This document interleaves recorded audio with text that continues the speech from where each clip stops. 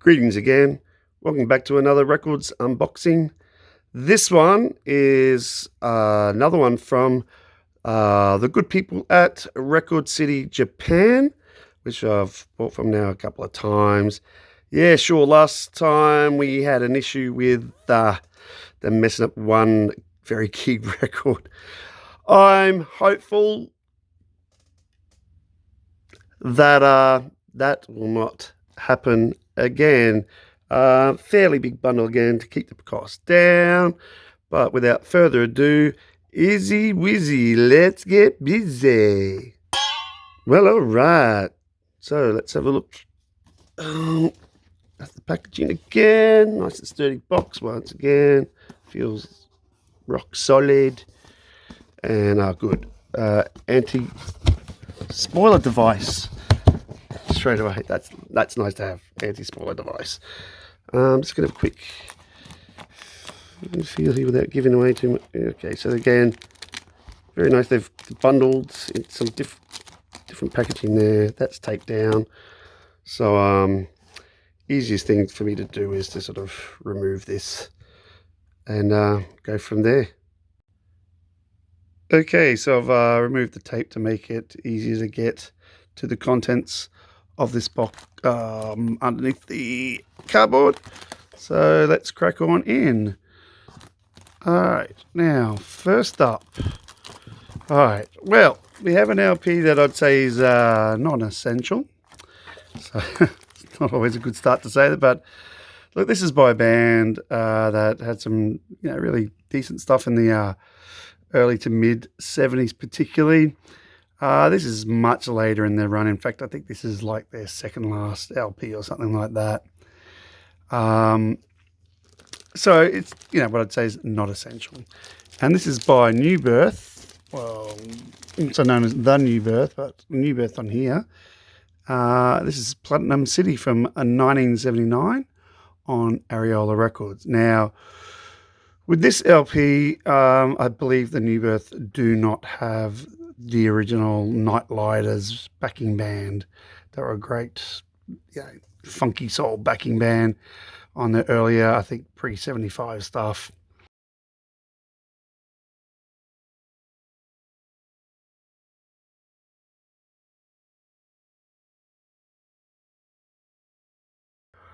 So kind of kooky cover, very typical of the time, space age looking thing.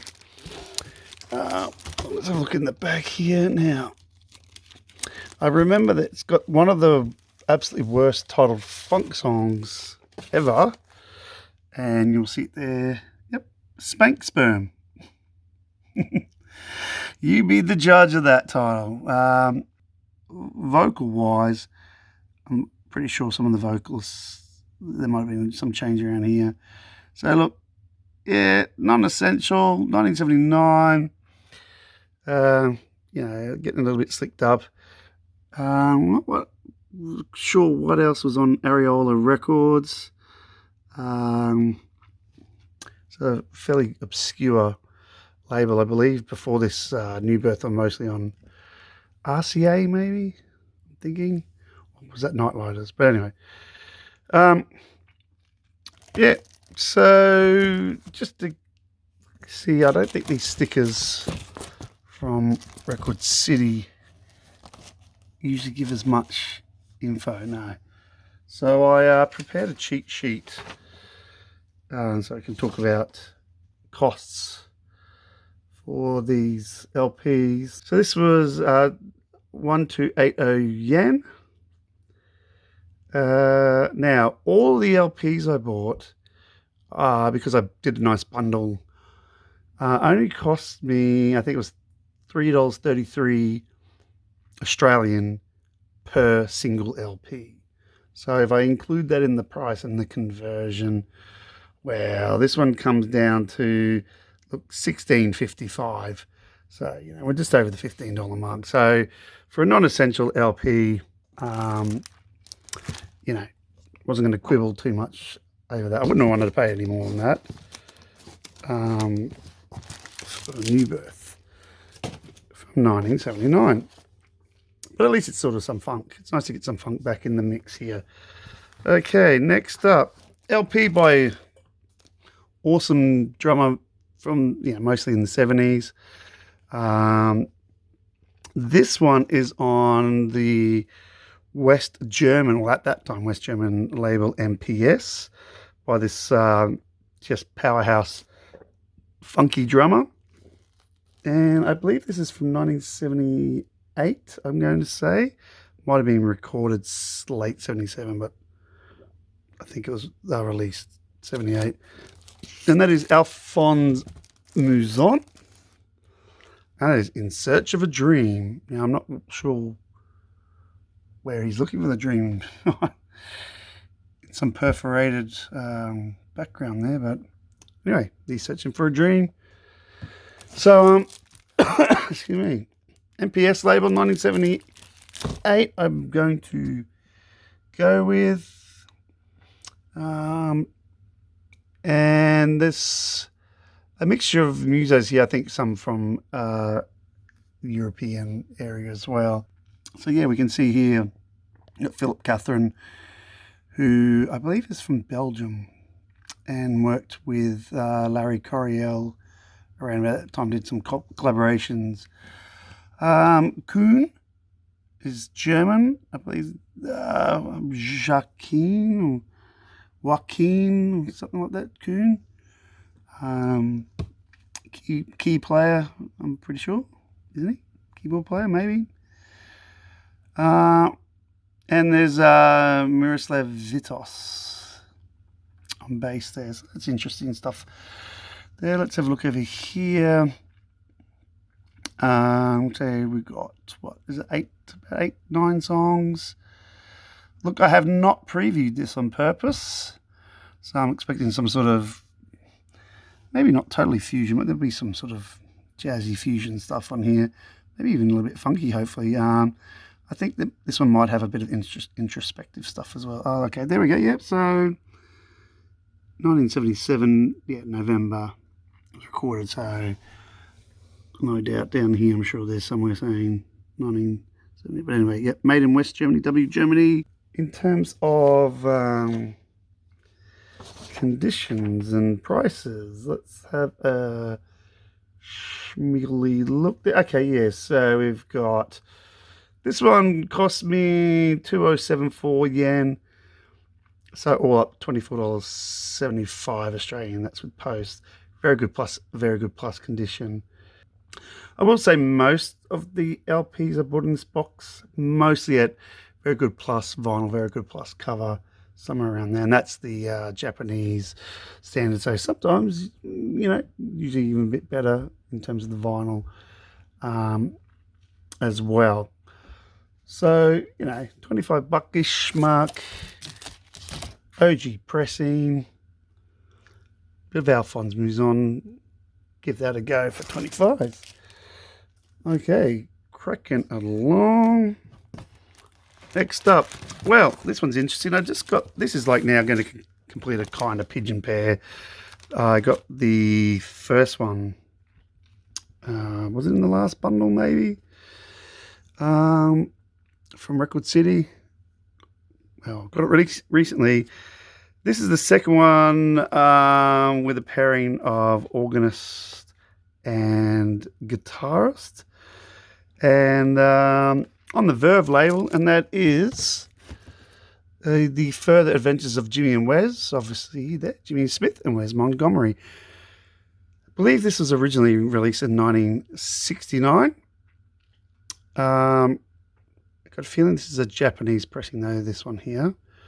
Early 70s. Yeah, now I'm not sure if this is posthumous, I don't know. Yeah, it was like released on the back of Wes Montgomery passing. Surely would have been around about that time. So they might have already had this stuff, I think, early in the can from the first one from about, what was it, 1966, maybe, 4? Something like that.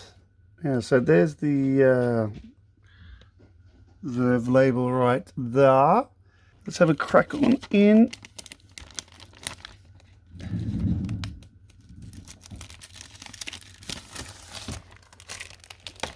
Okay, so yeah, we've got a insert here. It's in nice condition there.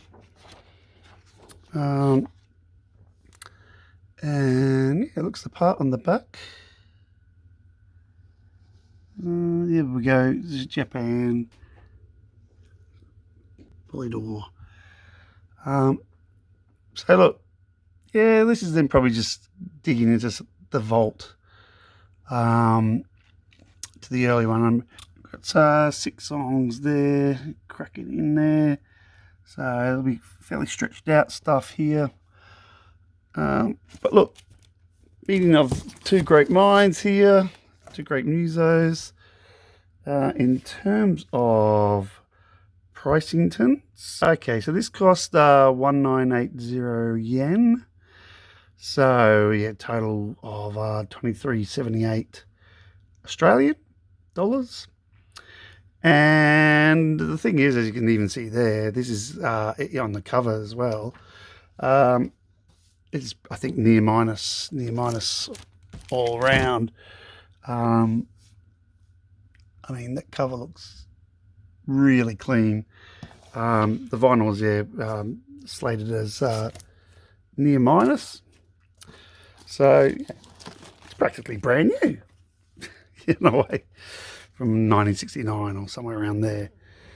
Lovely. All right, next up, what we got here? Slippers. Okay, I'll continue in a bit of jazz guitar. Now this one I've put off for years because of a bit of reputation, but I've pulled the trigger because I think there's going to be enough value in here. Here's a 2 LP. We are hitting about, what, 1978, I believe, somewhere around there. Look, you can pick this up, I know, pretty much anywhere. But I got it for a good deal, and being that I got it from Japan, I know I'll be in really good condition for what I eventually paid for it. And that is George Benson's Weekend in LA from 1978. It is a 2 LP.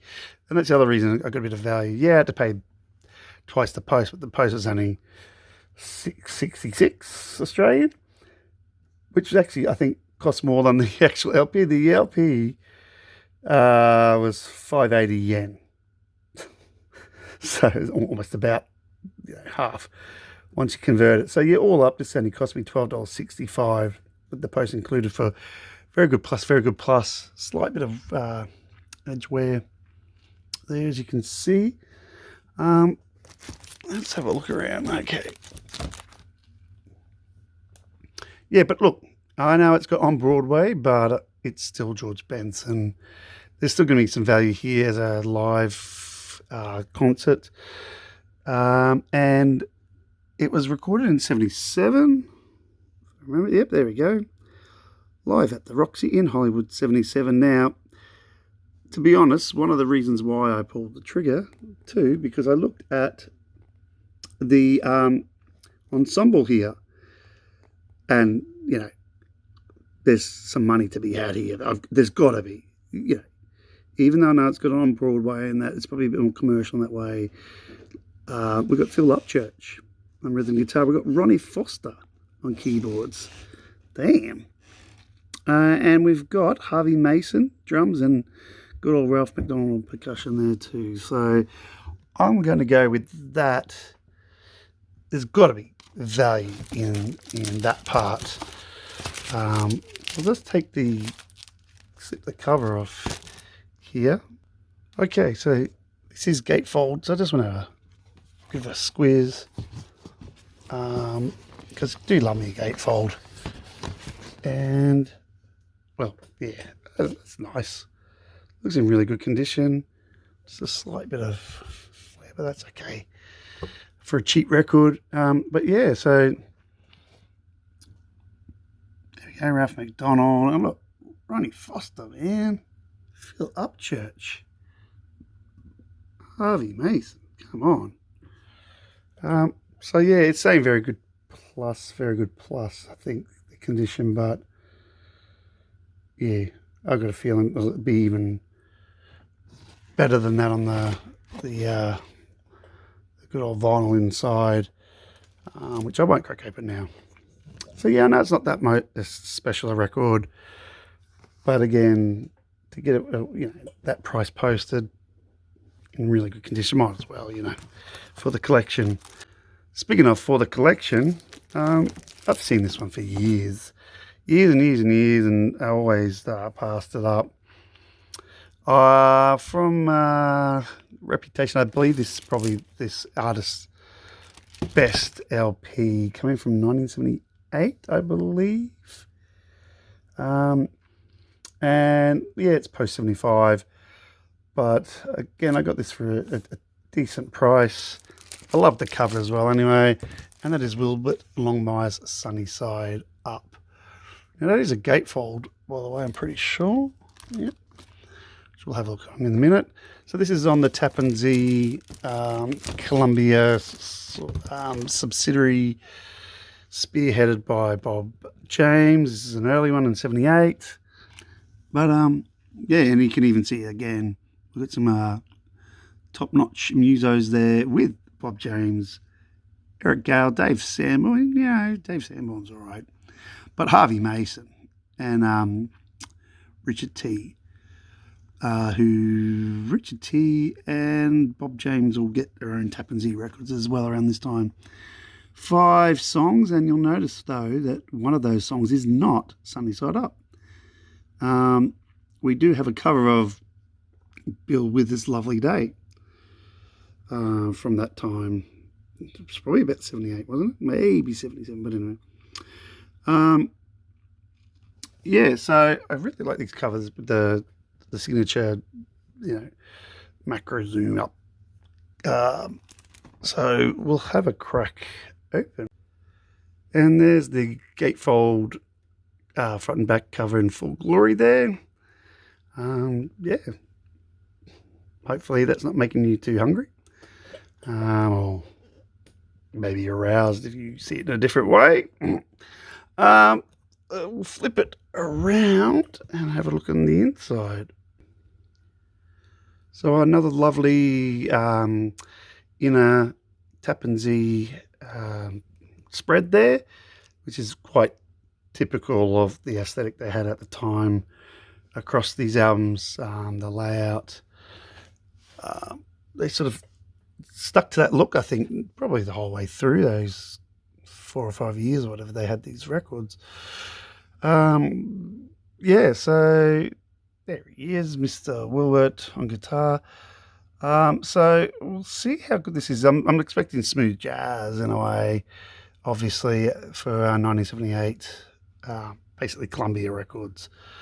That they were really churning that, but doing some popular stuff, but at least had Bob James mostly at the forefront of the production and stuff, and basically controlling the label. Get some bit of headshots there as well from the guys. So now we're talking about price. So price wise, look, it was 980 yen. So by the time I got my postage and conversion, $13.45. It's probably a little bit more than I wanted to pay, but again, condition. They pegged it as very good plus. But again, looking at it, wouldn't be surprised if it's going to be near mint minus. The cover's looking very nice. Anyway, I can't see. Well, there might be a little bit of fox or something. I don't know. I don't think so. And I believe this is a US pressing too. So it's an OG US one, not a Japanese pressing. There you go. Well, all right, yeah, US. All right. Next up, this LP. I technically do have a copy of this, but I have a later copy with a different cover that I compromised on a while back, and I was never that happy that I didn't get the original copy or cover. Now, this is not the original issue, US issue. This is a Japanese one, but geez, it looks the part. It looks schmick, and I believe it is from the same 1973 year. And it's a great record because that is Airto's Free.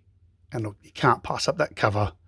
That kind of almost weird, surreal looking, montagey looking cover there. Very simple but funny. The later cover, CTI one from about 1977, 78, I think, is not that cover. So I'm really happy to get that, and it looks in really great nick, just maybe except for a little bit of scrape on there, but it's looking really nice. So yeah, this is a CTI Japanese pressing. Let's have a look. Oh, don't be too free. Airto, don't fly off. Yeah, so CTI label, and great year of CTI, 73, and I know there's some great usual suspects on this LP. There he is again, his kookiness in a insert. It's got a paper insert here, Japanese one. Plastic cardboard. I'm going to assume it's double-sided. Yep. You can read that later. Pause it. Oh, and we've also got an advertising inner sleeve, I think. Or is it? Or is it just a? Oh, it's just another insert. An advertising insert, Japanese one. And we've got the original of Return to Forever there, the song. Flora song, which means Flora Purim's on here, which I expected. His wife. So I've got 5 songs, and let's crack open that gatefold.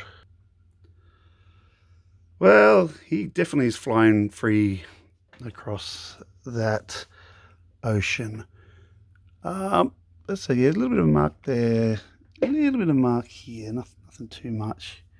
I reckon that's like from probably one of those bloody plastic covers with the tape on it. Bet you it got ripped off that somehow.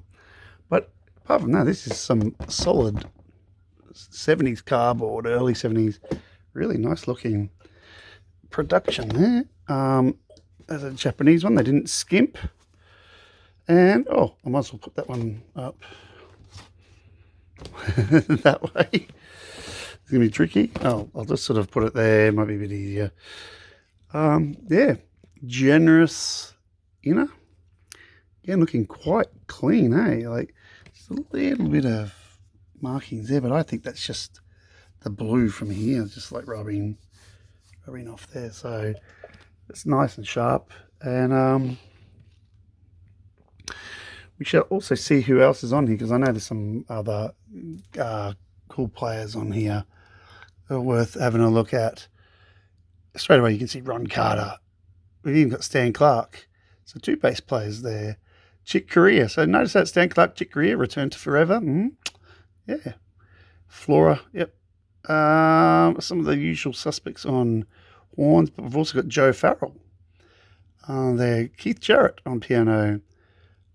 Jay Berliner on guitar. So yeah, some of these usual suspects around the time. Sorry I haven't picked up on other people, but and Hubert. Mr. Hubert Laws on flute. Recorded by Van Gelder. Recorded in 72, so even a little bit earlier. But I think it was first issued 73, even in US, not just Japan. But really nice to have that cover in such good condition there, just with a tiny bit of nicker. Now, this is the thing though, let's talk price and condition with this. Now, this is the brilliant thing. In this great condition, now they're saying very good plus, very good plus. I reckon it could even be better. But, let's go with that. Very good plus, very good plus. Gatefold 1973 edition, 980 yen. Bargain. So all up $13.45 with post included in that, Australian. Wow. So, yeah, just wow. Under $15. you know, for that in that condition. That's why I do these things sometimes, and that's why it's okay, I suppose, to upgrade the other from the version I've got without breaking the bank. Okay, next up, speaking of not breaking the bank, I believe this was another great bargain by an awesome pianist. This one I've seen a fair few times over the years, but again, not for this price. I believe this is about 1973, so again, good year. And we're probably around this bit of the spiritual jazz kind of vibe. And that is McCoy Tyner, Song of the New World. And again, that looks like it's in cracking condition. Here we go. On Milestone. Now, I believe, again, this is a Japanese press. But I'm all good for that.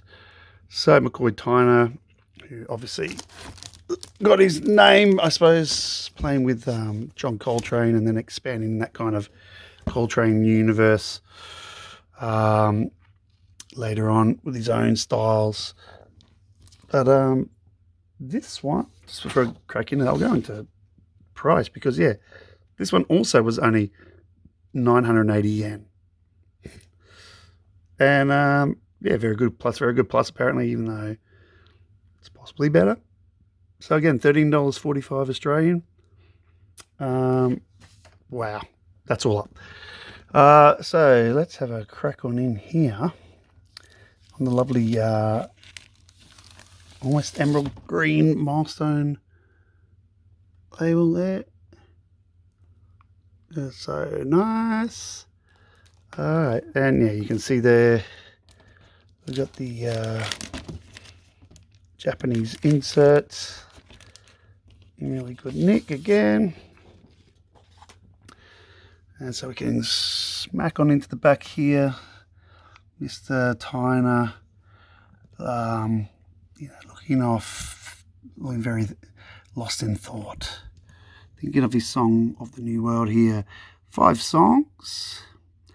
And again, quite stretched out there. As you can see on side one's basically, 20 minutes, half each, nearly 10 nearly. Yeah, I have previewed this, and it's some nice stuff on here. Really nice stuff for the time of 1973. So I do come back to some McCoy Tyner stuff a fair bit. Particularly, the 70s stuff. He was very prolific and did some awesome things, and we can see here that we've got some peoples like John Faddis always turned up as a great session trumpet player, and Garnet Brown, I think, is on the one of the last ones we just looked at as well. And Hubert Laws again, Sonny Fortune. Does some nice stuff on here. And look, Alphonse, but spelled with a Z, not an S. As in Alphonse. Pretty sure it's supposed to be an S. But anyway, at the time he was on Blue Note. He's on drums on here. So recorded 73 April.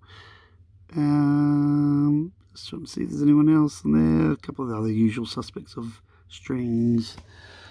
But yeah, look. So really nice. Again, the cover looks really schmick. Schmicky schmick. I can't see anything wrong with the cover at all.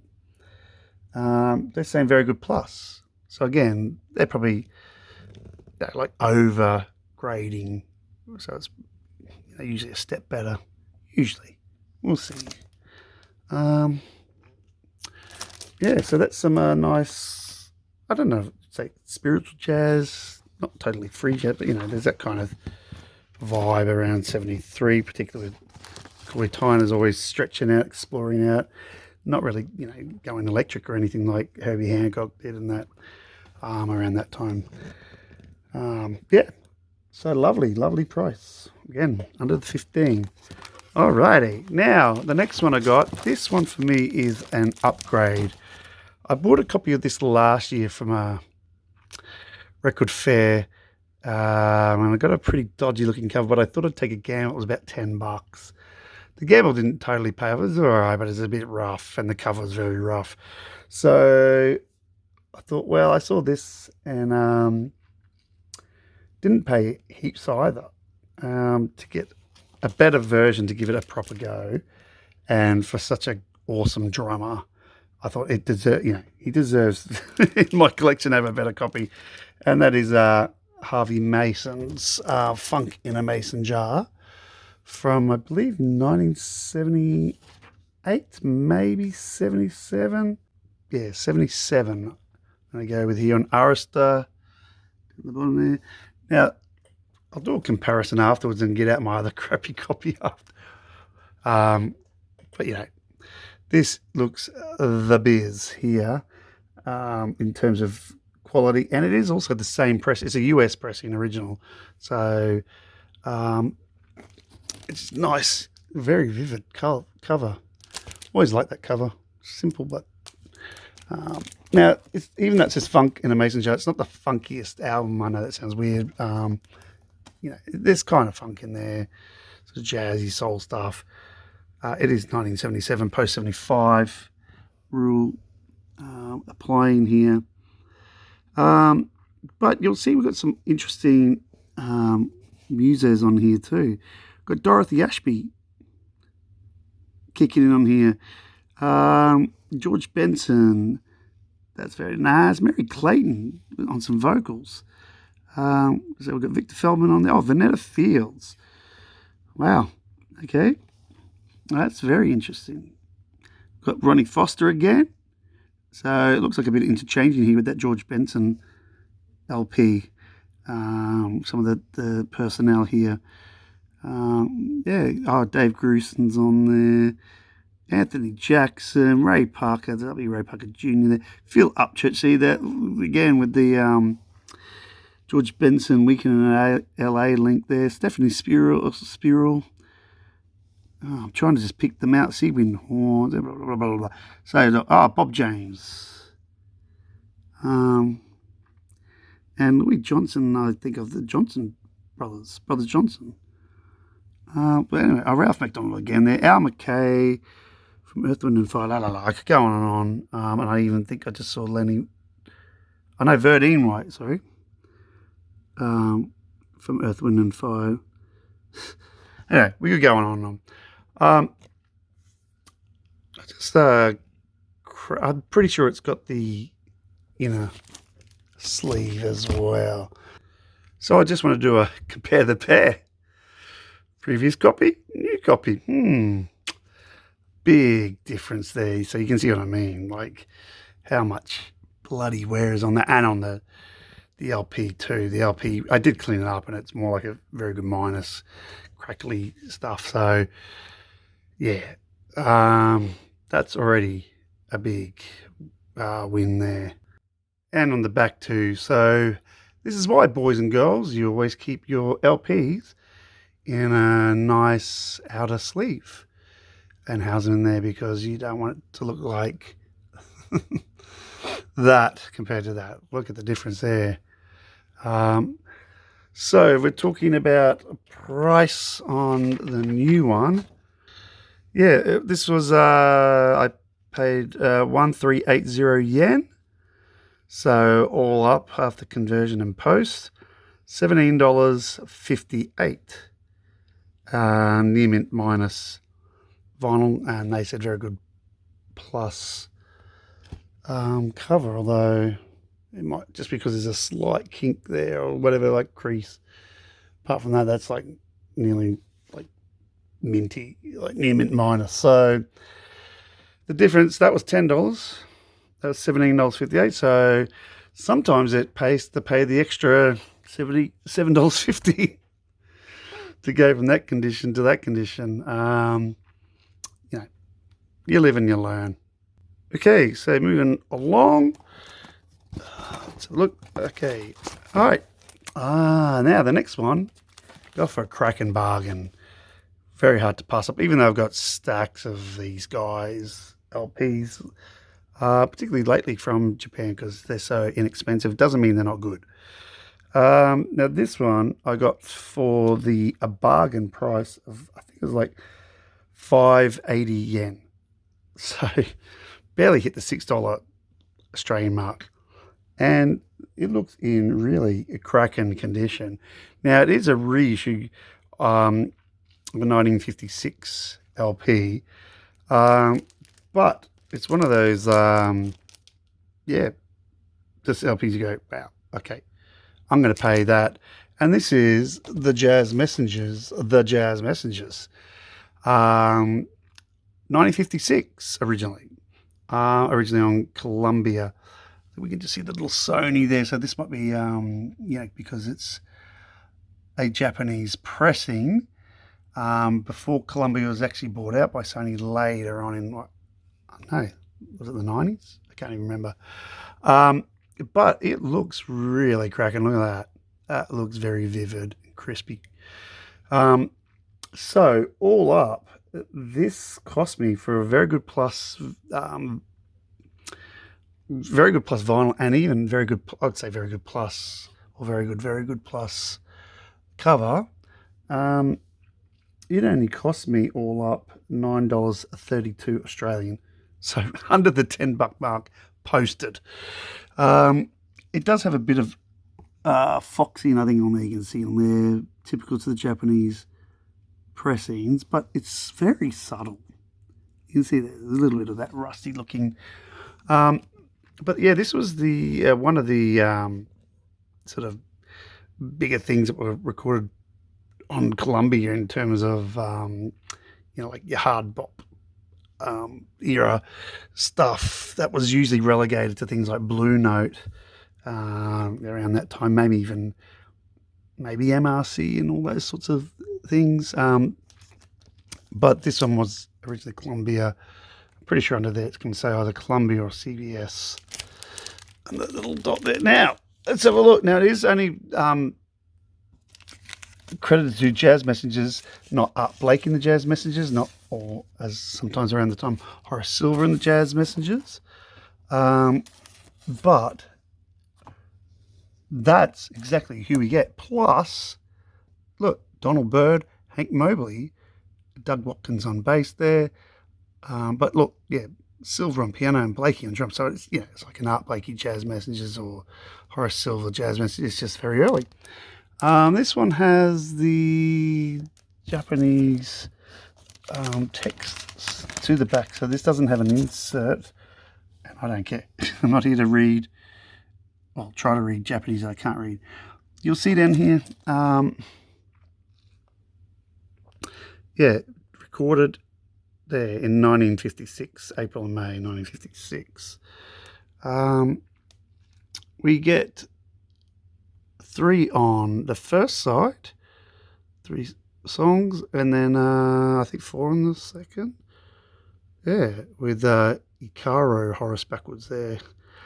So 7 songs. So that's not too shabby. I think this is like a 1971 pressing, very early 70s pressing. Again, you can see the spotting sort of foxing a bit more on the back there, but this is a rock solid piece of cardboard. And in fact, for a Columbia record, I kind of dig the sort of 50s aesthetic they got going on there with the cover. So yeah, well done to you too, Columbia. In the 50s, they've retained the original cover on this reissue. Just gonna have a quick squeeze on there. Yeah, it is a mono. They haven't messed with it. And yeah, there's the CBS because it's a non-American issue. But originally the Columbia. So if you ever hear about the Columbia Jazz Messengers LP, this is that one. And also with the signature Sony labeling there, Japanese labeling, which I quite like. It's very just minimal and geometric, so I like that. But look, it is mono, but hey, that's the way it needs to be probably heard from that time. Yeah, cracking, under $10. Wow, just wow. And apparently very good plus. Okay, next up, this one. Look, I bought, because it is a Japanese only issue release. And look, it's not the best time, 1984.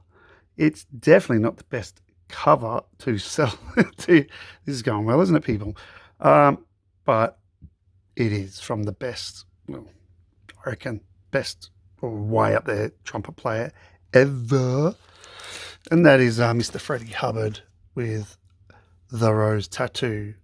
Not to be confused with Angry Anderson. Angry Anderson's Rose Tattoo. But yeah, look, that's a schmaltzy 80s cover if you ever saw one, hey? Just have my little glass of wine while listening to this. So yeah, this is, I think, a bit more of a ballady album, to be honest.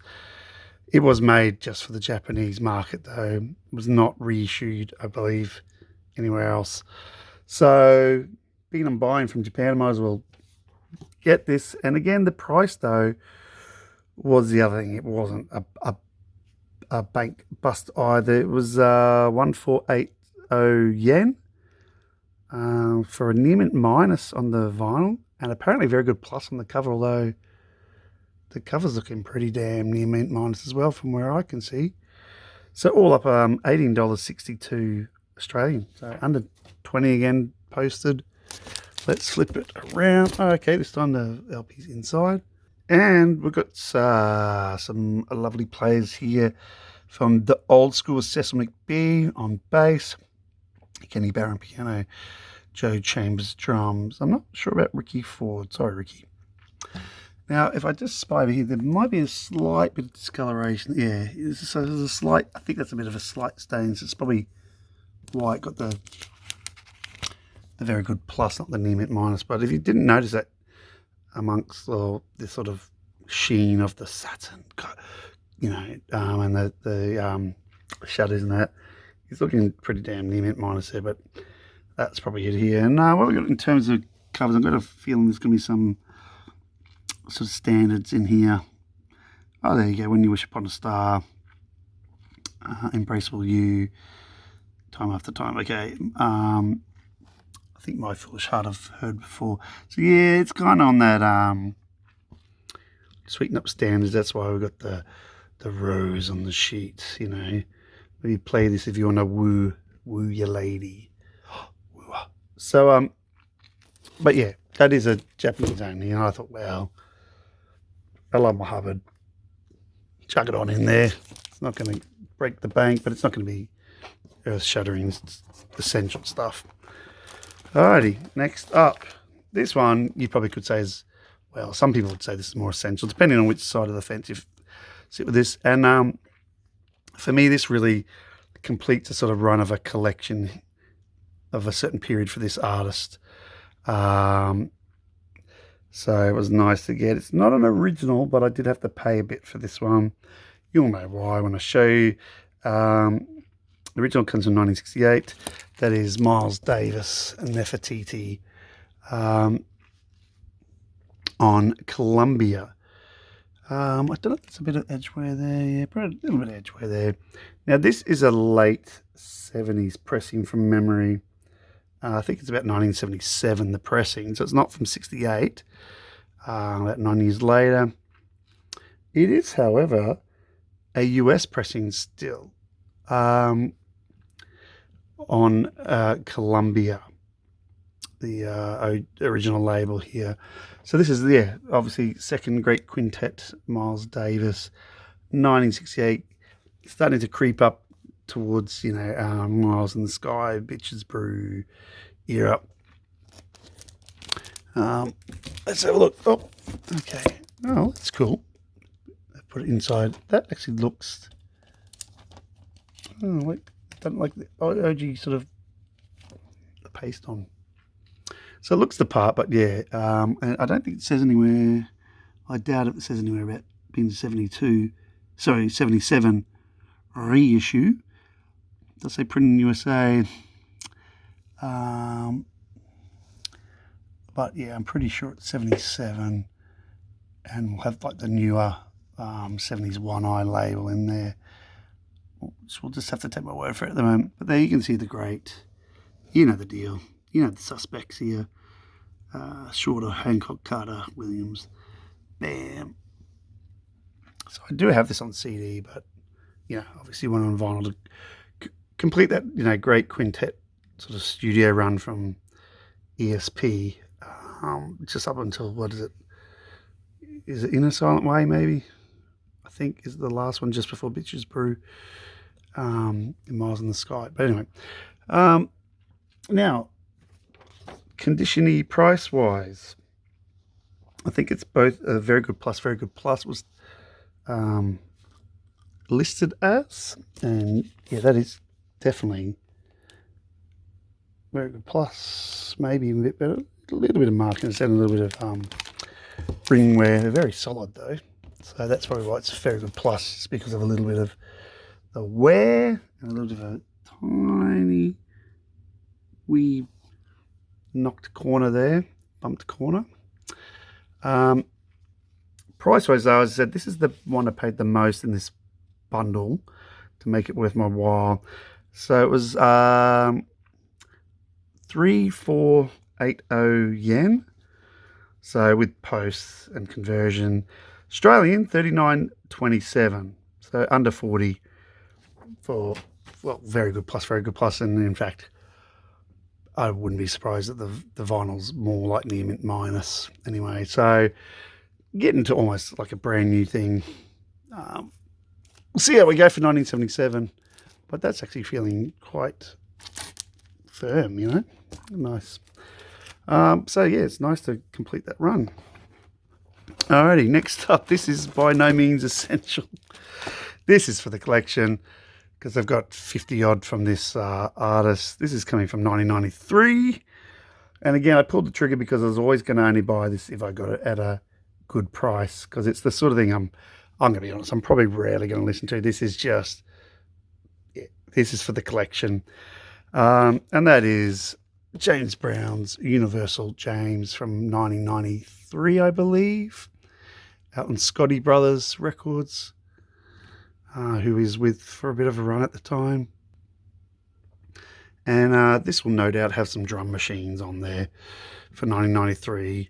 Probably, I don't know if it's a bit late for the new Jack sort of thing. There'll be some samples, probably, you know, sampling his own stuff. But one thing I did find interesting that kind of made me go, yeah, get it, is because apparently it's got a guest appearance, maybe only in one track, from the then leaders of the New School. So that makes it a little bit interesting. With Busta Rhymes, and Charlie Brown. Is it Charlie Brown? And yeah, so, but that gives you the idea it's going to have that sort of hip-hoppy collaboration type thing, you know, from the early 90s. Oh, it's even still got a Polydor. Well, there you go. It's got a Polydor association. I believe this one is a UK pressing from memory. So I'll have a look there. Yeah, there we go. UK pressing, 1993. So maybe that's why it's a Polydor thing as well. Maybe it's Polydor in UK. I don't know. We've got Sweet Charles Shirelles even on here apparently. Still kicking around. CNC Music Factory production. That's interesting. A lot of credit stuff there. I'm not going to read all that. There we go. Leaders, just in case. Leaders of the New School on there. So we've got 10 tracks. Yeah, I'm pretty sure it's the first one. Can't get any harder is the Leaders of the New School collab. Don't tell me what it's going to be like. Look, yeah, I'm not holding out big things with this LP. I know it's James Brown, but it's 1993. He's probably in his 32nd comeback or whatever since 1974 or 5 or whatever. Yeah, I'm expecting samples. I'm expecting loops. I'm expecting, you know, early 90s hip-hop cliches here. And I'm expecting him to say just how awesome he probably is. Yeah. You know, so still looks in really nice. Neat. Oh, let's talk about prices, hey? We'll talk about prices and condition for Mr. Brown in 93. So yeah, very good plus apparently. Again, that cover looks probably even better. It's probably just got some creases somewhere or something. Dare I say, the LP probably hasn't been played that much. This is probably better than Very Good Plus. Unless it's got some scratch marks on someone trying to do a bit of home DJing, dad DJing there. So yeah, it was, look, 980 yen. And then, yeah, with the post, it was like $13.45. So again, I didn't even hit the 15.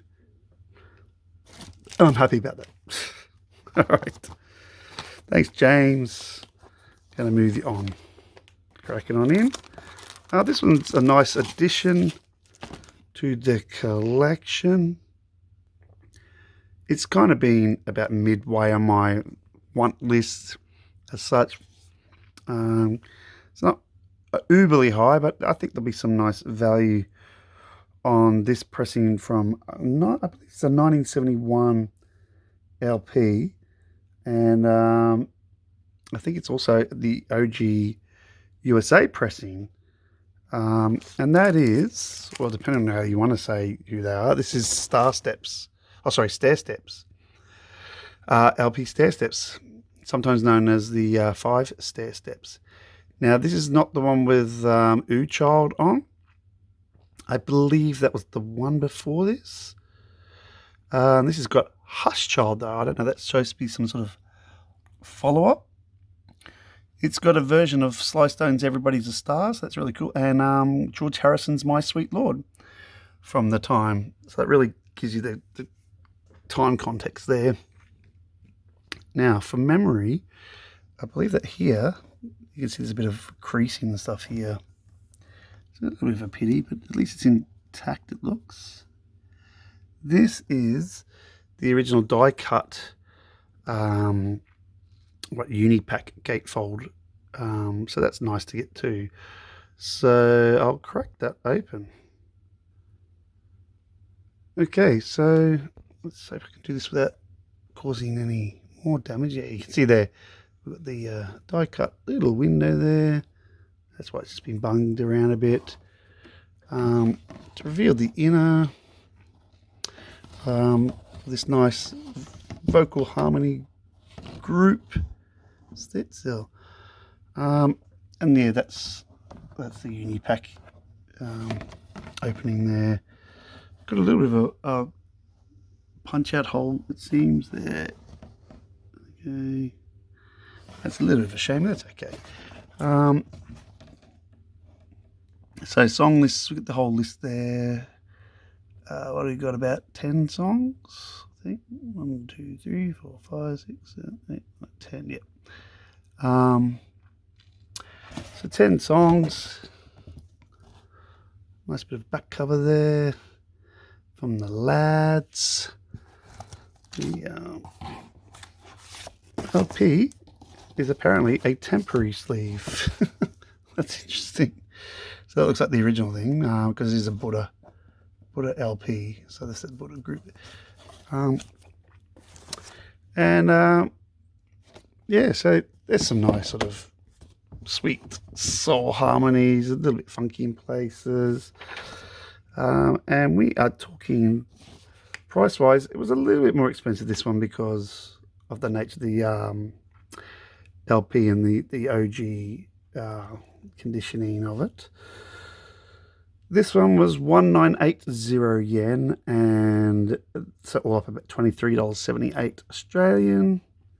But I'm okay with that because the condition, again, that's saying that the vinyl is very good plus, and that the cover is like more like very good, but I reckon it's even a bit better than very good. It's just a bit of this, you know, bit of wear there, so that's probably why a bit of a, you know, it's sort of very good to very good plus, I reckon, because even the inside is it's actually quite schmick. So yeah, that's a nice bit of change of pace. Let's get something a little bit more harmony wise. Soul from 1971. All right, cracking on. The next one I got very inexpensively. Wasn't high on the list, but we're just on the cusp now. This is from 1980. I know there's some really great production and playing on here.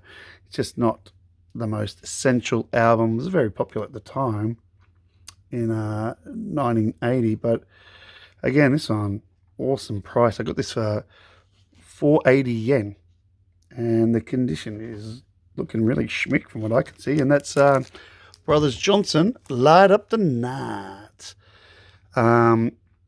Yeah, with the very interestingly placed flashlight.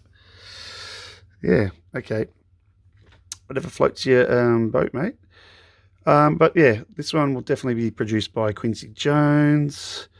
So I think it's on A&M Records. I don't think it's on the Quest label or whatever that he was devising at the time. But yeah, look, I got, as I said, $4.80. So this was only all up $8.29 Australian. Didn't even break the $10. And I know there's some decent sort of, slicked up sort of funkier, very well produced stuff.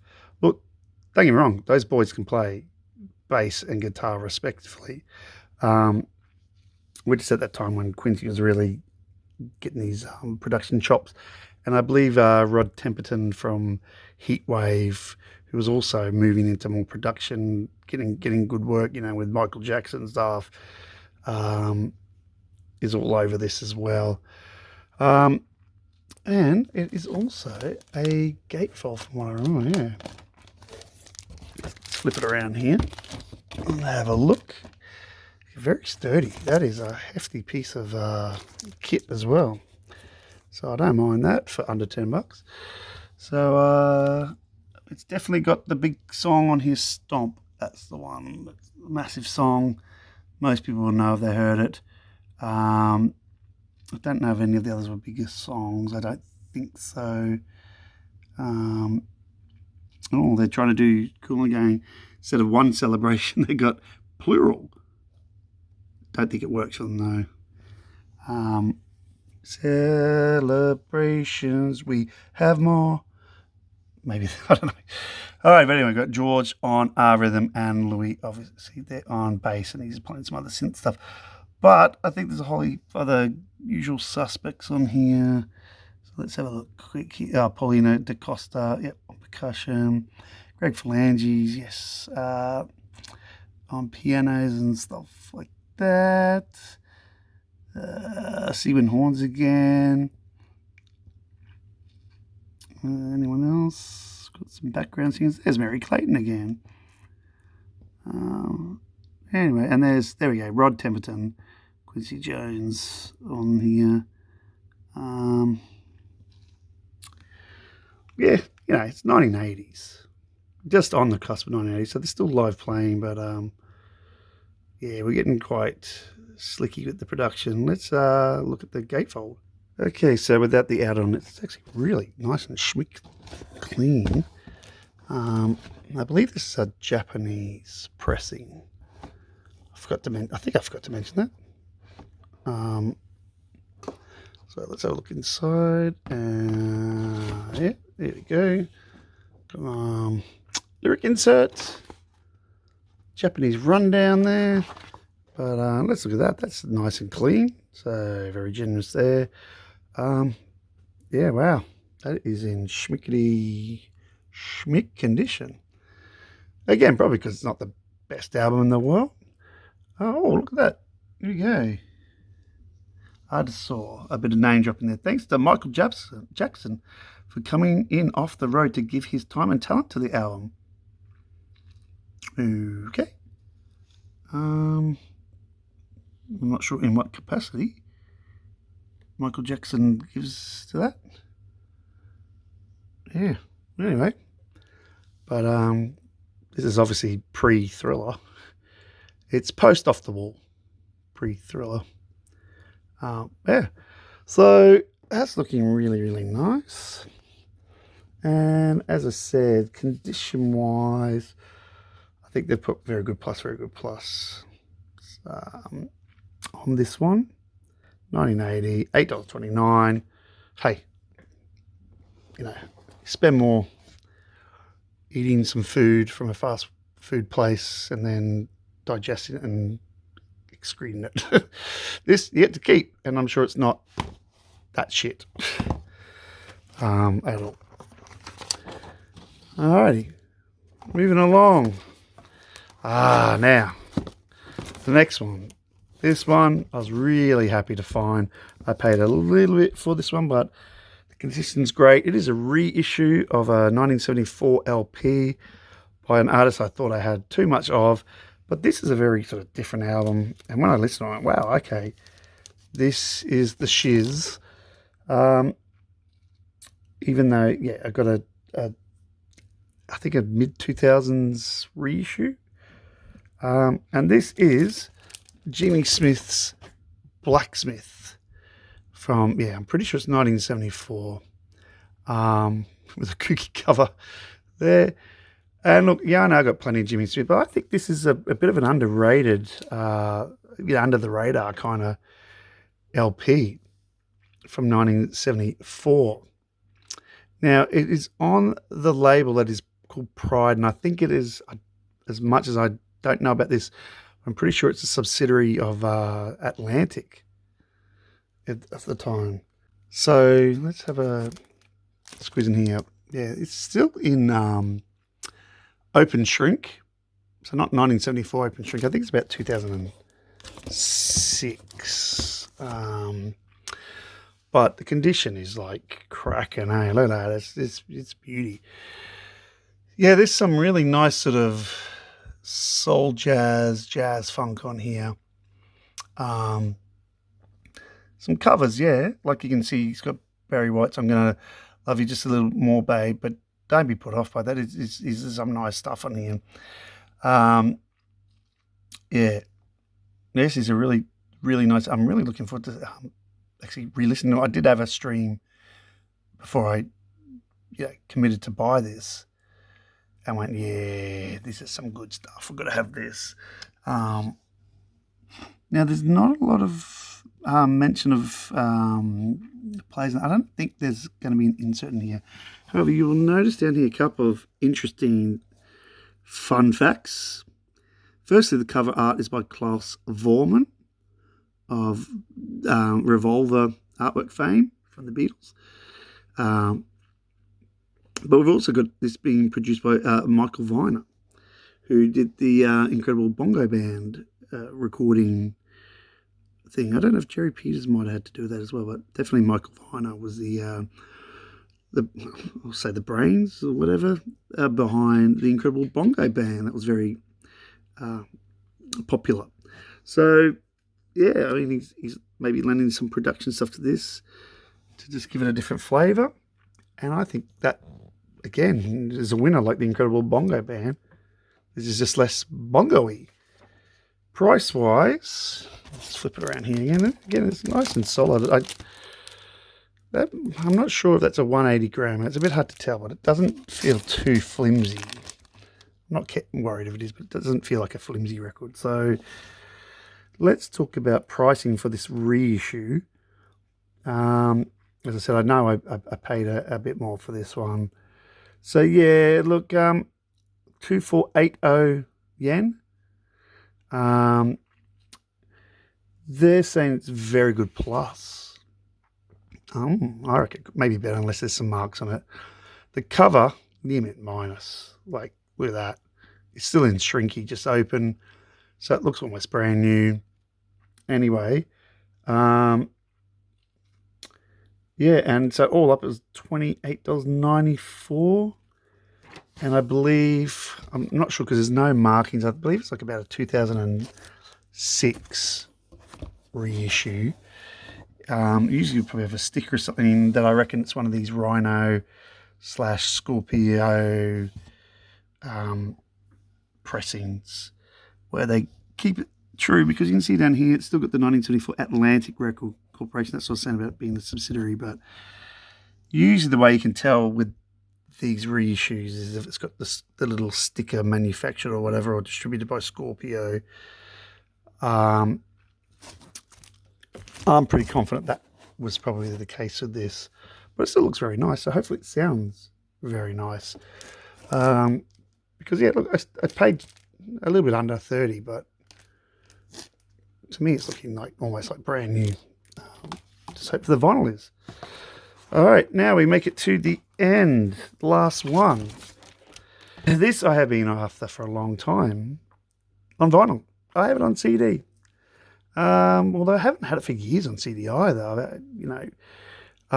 Should have, but I was always waiting to get this on vinyl, and particularly lately, just trying to get it at a good price.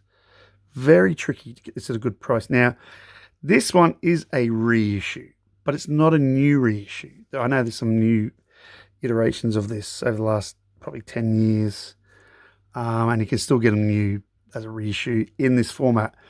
This originally was not a 2LP when it came out in 1990. This is a 1996, though, reissue as a 2LP to stretch it out. And that is the People's Instinctive Travels and Passive Rhythm by Tribe Called Quest. Damn, got it. Now you can see it says at last as a 2 record set, digitally remastered. Yeah, and that was done in 1996. I'm pretty sure the first time. So this is a legit non-bootleg copy. This is a Jive. This is a US OG reissue. And I believe the condition was like the vinyl very good plus for both. Now, I do believe it's got a little bit of a sticker, like someone's probably tried to do a bit of lining up DJing with, but on the dead wax, apparently. I'm not going to get that out, but apparently very good plus. And even the packaging, so this is still in shrinky there, you can see, from 1996. So I'll probably get rid of. But it's kept it in lovely condition there. That looks more like an minus cover. I cannot see, just off the top of my head here with the shrink on. Can't even see any edge wear. So they might have said very good plus cover, maybe because the shrinky was open. And apparently the vinyl's very good plus. But price-wise, this was the thing. Even though it's not a brand new reissue, it's close. I still have to pay a bit for this one. This one was 3,580 yen. That's for 2 LPs in this condition. So all up with post for the 2 LP, $43.64 Australian, which I'm very happy with. Way under the $50 mark. Usually to get this record, it's about $60 new plus post. And because it's 2 LP, depending where you're getting it from, it usually adds a lot of posts. The post I got on top of this was not that much. So to get it for about $44 as a legitimate pressing, not a bootleg, I'm very happy. And hopefully the vinyl holds up to the condition as well. We can just come down here. Here we've got, see, printed in USA there. Yeah, there we go. So we've got the 1990 copyrights and then the 1996 for this particular issue. And you cannot go wrong with some of these awesome tracks on here. Obviously putting it up a bum, left my wallet in El Segundo, can I kick it? Look at this. Description of a fool's great, yeah. And Lucky Lucian should be on there too, I think. Yep, up there. So that's just a typo. I can see a typo. There is one downside. That says Public Enemy. And I'm pretty sure the track is called Pubic Enemy. So maybe a bit of a flaw in that. But hey, I can easily get past that for the price. And the condition. Looking nice and schmickety schmick there. So great to finally have that in the vinyl collection. And yeah, that will definitely, on a very positive note, wrap it up. Thanks for bearing with me once again. Hope you got some out of it, and I'll see you later.